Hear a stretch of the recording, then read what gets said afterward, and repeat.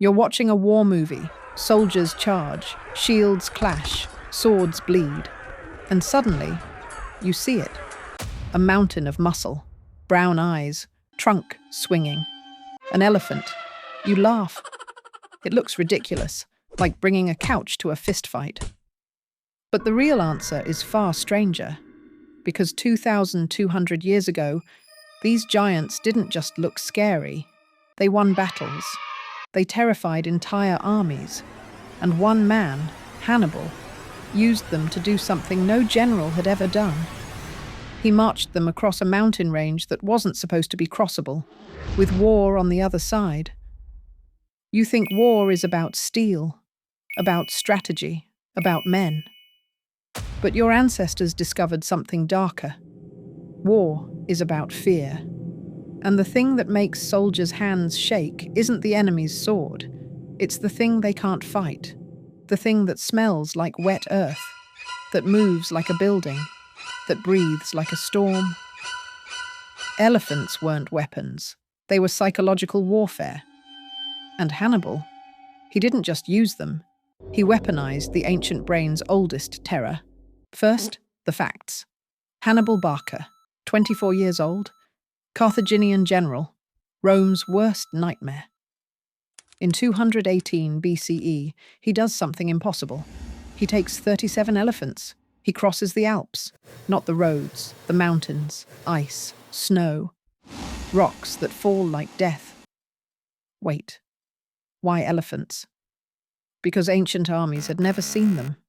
Your brain, your ancestors' brain, reacts to unfamiliar threats differently. It doesn't calculate, it panics.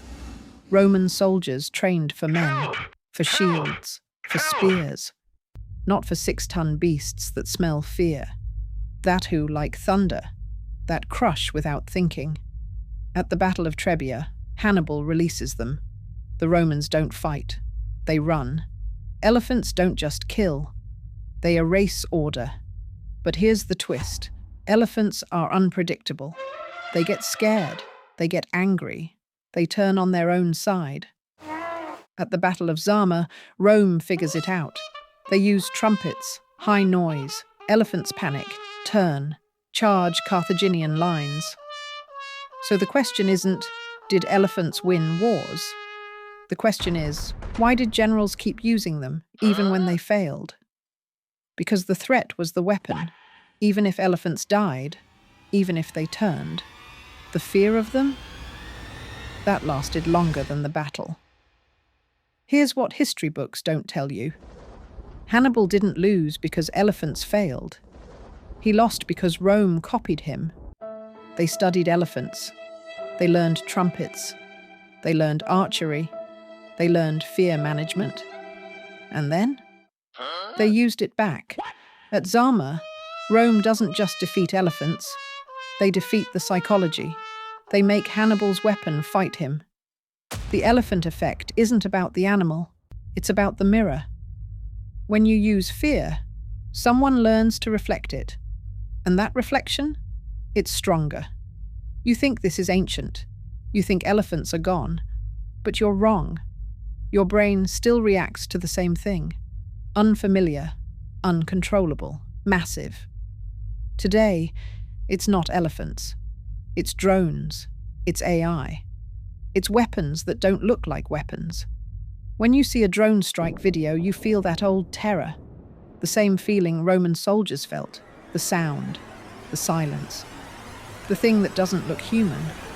Modern generals know this. They don't just build better weapons. They build fearful weapons. Things that look wrong. Things that move wrong. Things that break the brain's pattern. Hannibal's elephants weren't outdated. They were the first version of something you still see today. The weapon that doesn't fight your body. It fights your ancestral fear. You laughed at the elephant in the movie. You thought it was ridiculous. But your brain, your ancestors' brain, it remembered. And that's why, 2,200 years later, you still feel it. The fear of the thing that doesn't fight like a man, the thing that breathes like a storm.